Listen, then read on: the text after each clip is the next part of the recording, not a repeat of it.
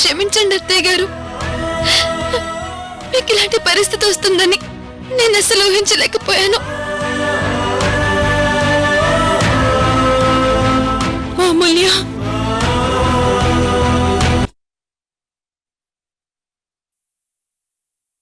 నేను మళ్ళీ ఇలా చూస్తానని అనుకోలేదమ్మా. నన్ను ఇలా తిరిగి మామూలు మనిషిని చేసింది నా కోడలే. ఇలా మీ ఇద్దరిని చూస్తుంటే ఇక మా ఇద్దరిని పట్టించుకోరేమని భయమేస్తోంది.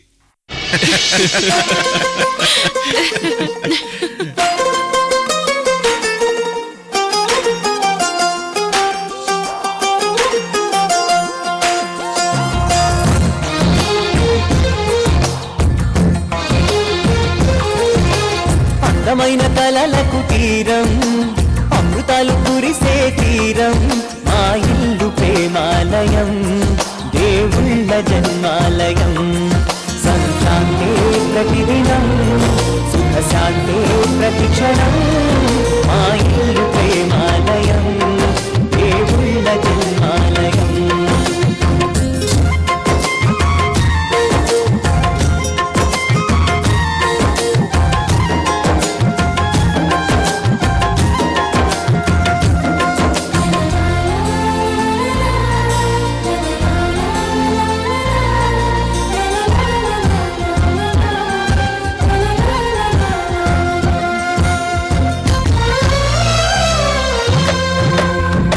కనులు వేరు చూపులు ఒకటే, తలలు వేరు తలపులు ఒకటే, పంచుకున్న ప్రాణం ఒకటే. ఎదలు వేరు స్పందన ఒకటే, పెదవిలోని ప్రార్థన ఒకటే, ఒకరికన్నా ఇష్టం ఒకరే. కంగారై ఎవరున్నా ప్రతి కన్ను చెమ్మగిల్లేను, కన్నీరై ఎవరున్నా అది చేతులొచ్చి తుడిచేను. సమభావం అన్నది సంసారం అయినది, మా ఇల్లు మమతాలయం, కవిలేని కవితాలయం. భారత గారు, మీరు వెళ్ళి ఫ్రెష్ అయ్యి రండి. నేను వెళ్ళి అందరికీ భోజనం రెడీ చేస్తాను. అందరం కలిసి భోజనం చేద్దాం. అవును చెల్లెమ్మా, నాకు కూడా చాలా ఆకలిగా ఉంది. నువ్వు కనిపించంగానే ఆకలి డబల్ అయ్యింది. గుత్తొంకాయ కూర చెయ్యే, 3 కిలోలకు తక్కువ ఉండకూడదు.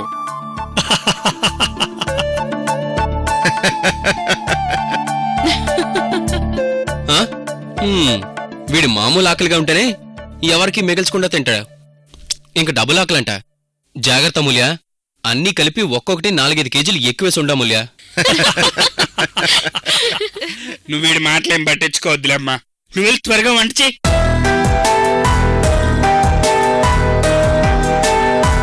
వస్తున్నా అత్తయ్య.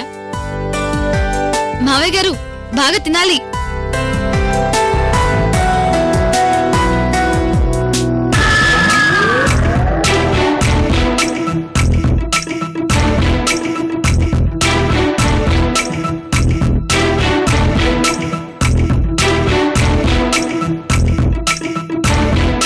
జంబో, నువ్వు 3 కిలోలతో అమ్మని గుత్తి వంకాయ కూర వండమంటే అమ్మ నీకోసం 5 కిలోలతో చేసింది. సో కాస్త ప్రశాంతంగా తిను. జంబో, ప్రశాంతంగా తిను.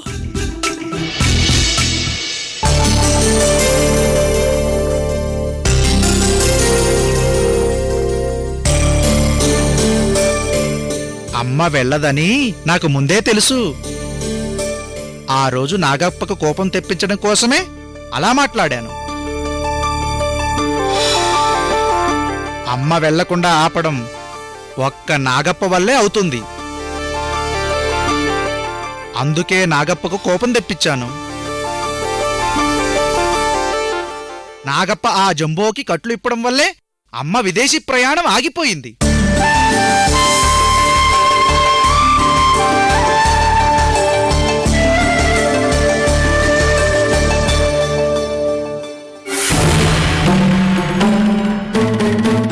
ఏంటి సంతోష్, ఆలోచిస్తున్నావు? ఏమైంది? అమ్మ మనతోనే ఉంటుందిగా. అమ్మ వల్ల గండ ముందని ఆ జ్యోతిషుడు చెప్పాడు స్వామి, ఇప్పుడెలా? రాముడికి ఒక ఉడత సహాయం చేసినట్లు నేను ఆ తల్లికి సహాయం చేయబోతున్నాను. దానిని నా అదృష్టంగానో అమ్మ అనుగ్రహంగానో భావిస్తూ చేయబోతున్నాను. నువ్వేమీ బాధపడకు సంతోష్. ఎలా స్వామి? ముందుగా మన ముగ్గురి శక్తిని ఏకీకృతం చేయాలి సంతోష్. ఏంటి నాగప్ప, సిద్ధమేనా?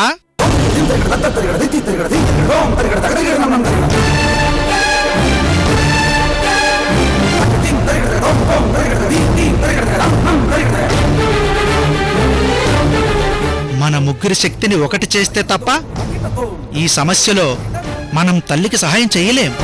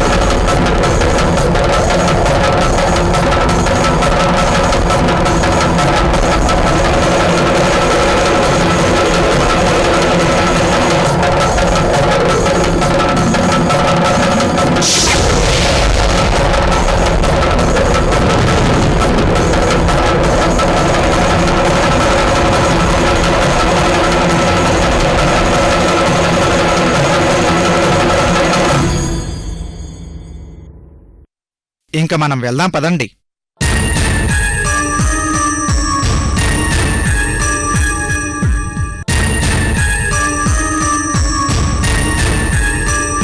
పదండి మిత్రమా.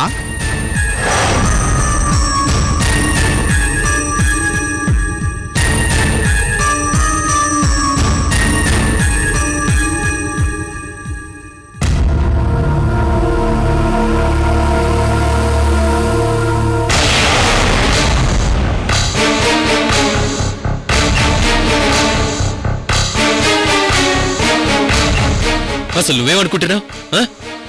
అమూల్యం సీక్రెట్ గా దాచేసి మాకు దూరంగా ఫారెన్ పంపేయాలని అనుకున్నావా? అసలు నీకెందుకు అలా చేయాలనిపించింది చెప్పు ఐశ్వర్య. దీని వెనక చాలా పెద్ద కుట్రుంది.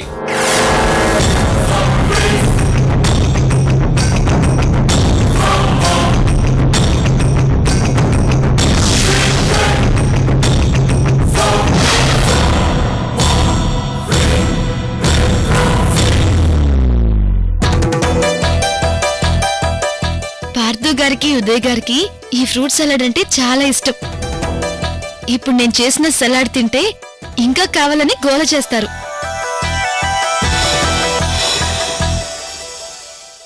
ఏంది ఐశ్వర్య ఇది?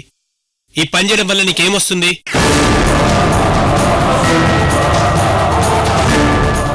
ఒక విధంగా చెప్పాలంటే అమూల్యని నువ్వు కిడ్నాప్ చేశావు.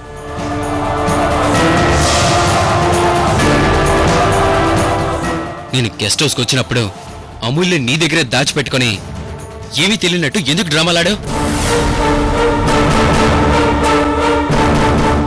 మన ముగ్గురు విషయంలో ఐశ్వర్య అలాగే చేసింది. గెస్ట్ హౌస్ లో మన ముగ్గురు కళ్ళు కప్పేసింది.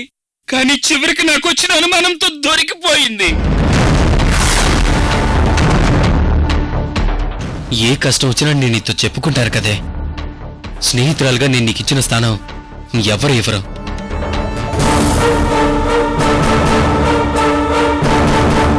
అయినా నువ్వు చెప్పావు కాబట్టి ఆ రోజు పెళ్లి చూపులకు వెళ్ళాను. అమూల్యని పెళ్లి చేసుకుని వచ్చాను.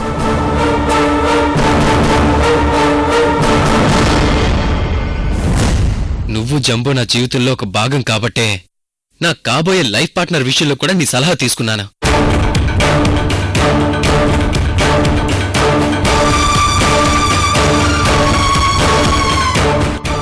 మా మధ్య జరిగిన విషయాలన్నీ నీతో షేర్ చేసుకునేవాణ్ణి. కానీ నువ్వేం చేశావు? నీ ఫ్రెండ్ని ఇబ్బందుల పాలు చేశావు.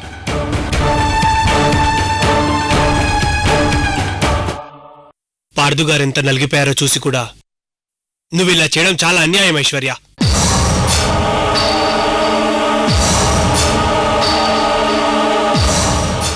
ఐశ్వర్య, మన మనసులో ఎన్నో ఉండొచ్చు.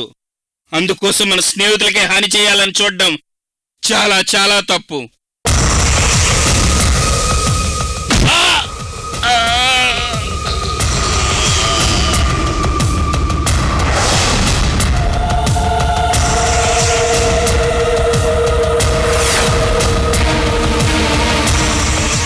నాకు నీ మొహం చూడాలంటేనే అసహ్యంగా ఉంది.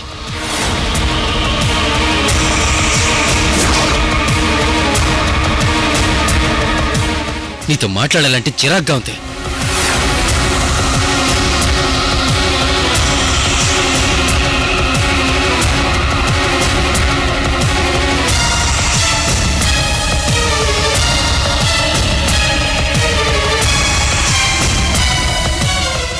ఏంటండి పార్థు గారు, మీరందరూ కలిసి ఐశ్వర్య గారిని నోటికొచ్చిన మాటలు అంటున్నారు.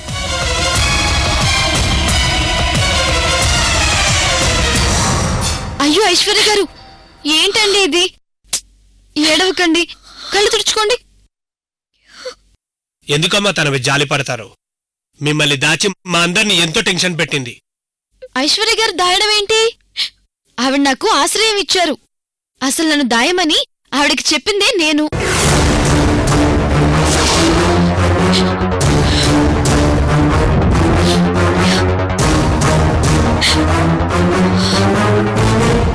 నేను గుళ్ళో కలిసినప్పుడు నాకు షెల్టర్ ఇవ్వమని ఆవిడ్ని వేడుకున్నాను, బ్రతిమలాడుకున్నాను.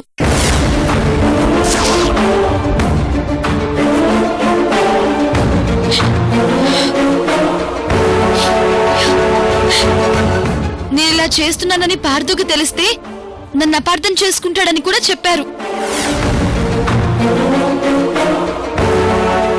ఆ పరిస్థితే వస్తే నేనే ఏదో విధంగా సర్ది చెప్పుకుంటానని కూడా నేను చెప్పాను. మరి మేము గెస్ట్ హౌస్కి వచ్చినప్పుడైనా ఈ విషయం చెప్పాలి కదా. నాకు చెప్పనని ప్రామిస్ చేశారు. నాకు ప్రామిస్ చేసిన మనిషి ఎలా చెప్తారు? ఐశ్వర్య, అమ్మ తనని హైట్ చేయమని చెప్పగానే హైట్ చేసేయడమేనా?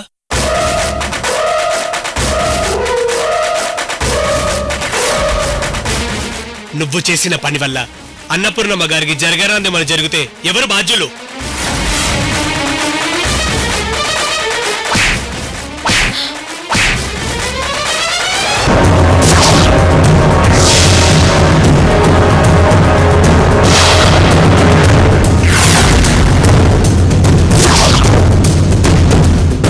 దాయమంటే దాచేయడానికి నేనేమన్నా చిన్న పిల్లనా? ఇదేమైనా దాగుడు మూతలాట అనుకుంటున్నారా?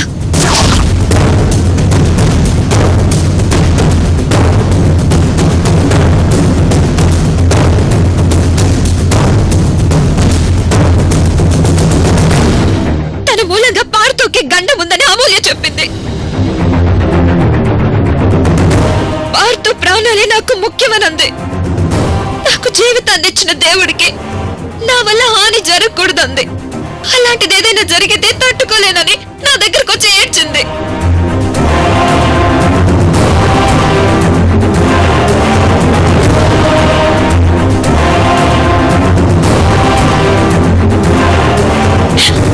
తన ఏడుపు చూసి నాకు కన్నీళ్ళొచ్చాయి.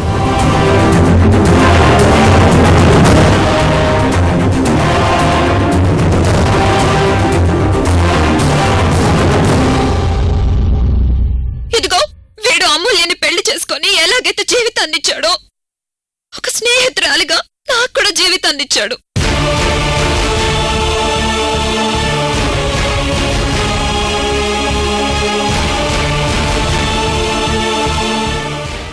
అమ్మా నాన్న ఎవరు లేని నాకు చిన్నప్పటి నుండి స్నేహితుడయ్యాడు. అన్నీ తానే అయి చూసుకుంటూ నాకు సాయం చేశాడు. చివరికి తన కంపెనీలో ఉద్యోగం ఇచ్చాడు.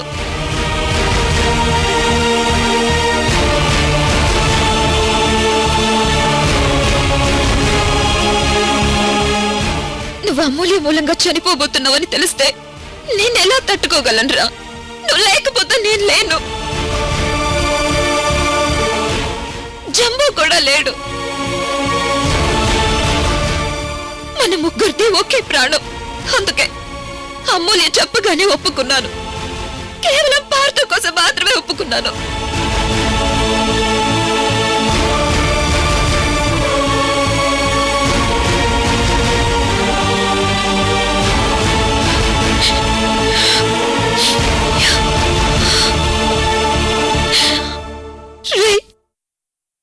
నీ విషయంలో నేను నీ కోసం చేసింది తప్పనిపిస్తే నన్ను క్షమించు.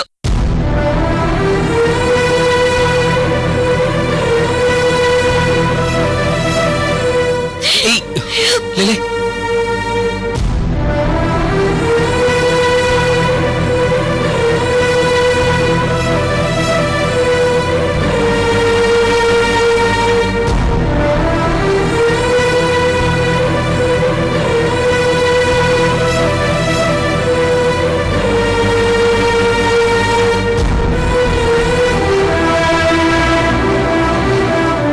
ఐశ్వర్య, ఊరుకో. నువ్వే నన్ను క్షమించాలి. ఆవేశంలో నిన్ను అపార్థం చేసుకున్నాను.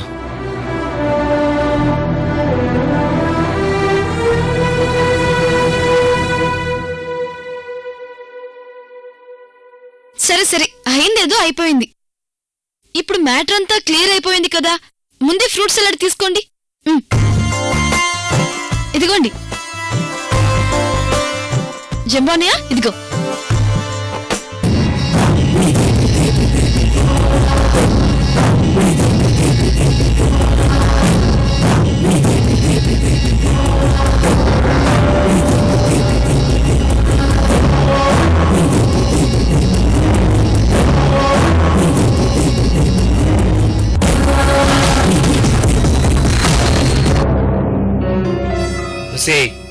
అసలు విషయం తెలియక వాళ్ళని మాటలు నమ్మారేమో గాని నేను నమ్మలేదు.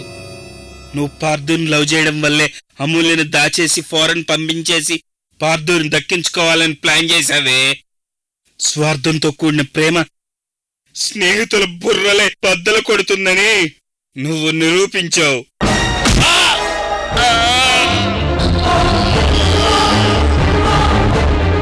నువ్వు చేసింది వాళ్ళకి చెబితే వాళ్ళ దృష్టిలో అప్పుడు పరిస్థితి ఏమిటో నేనే ఉంచుకోలేకపోతున్నాను. ఇదిగో, ఇది కూడా నువ్వే తిను.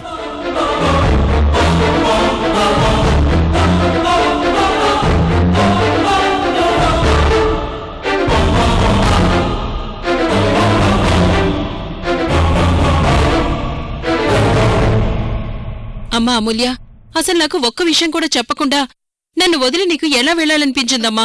అది కాదు తేగారు, ఒక విషయం చెప్పండి.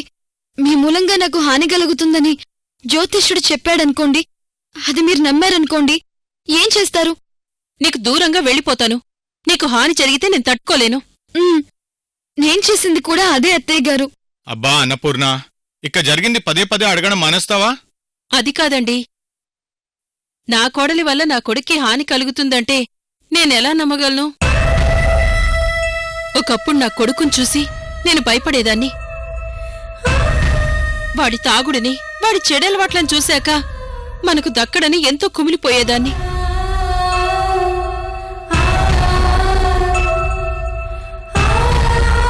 కాని అమూల్యని పెళ్లి చేసుకున్నాక పార్థో జీవితంలో ఎంత మార్పొచ్చింది. అమూల్య వల్లనే వీడు మాకు దక్కాడని ఇప్పటికీ ఆనందంగా ఫీల్ అవుతున్నాను.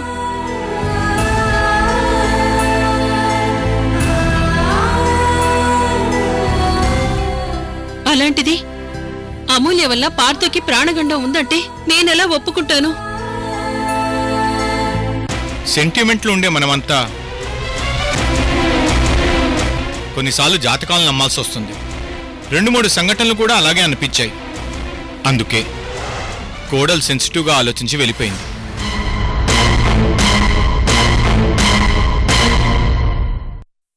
నా కొడుక్కి నా కోడలు మూలంగా హాని జరుగుతుందని జ్యోతిష్యం చెప్పొచ్చు, పెద్ద పెద్ద స్వాములే వచ్చి చెప్పొచ్చు, పై దేవతలొచ్చి చెప్పొచ్చు. కాని నా కోడలికి ఆ దోషాన్ని పోగొట్టుకునే శక్తుంది. అవునమ్మా,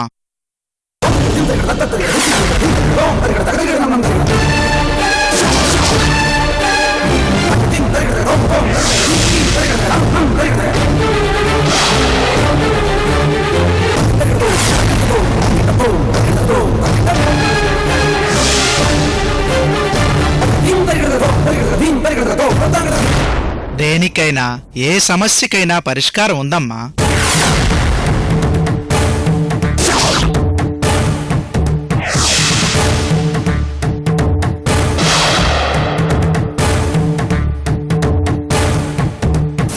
స్వామీజీ వచ్చారేంటి? శుభం భూయాత్. ఈయన మన ఇంటి ముందే తిరుగుతూ ఉంటారు కదా? అమ్మ ఎక్కడ ఉంటే ఈ భక్తుడు కూడా అక్కడే ఉంటాడు.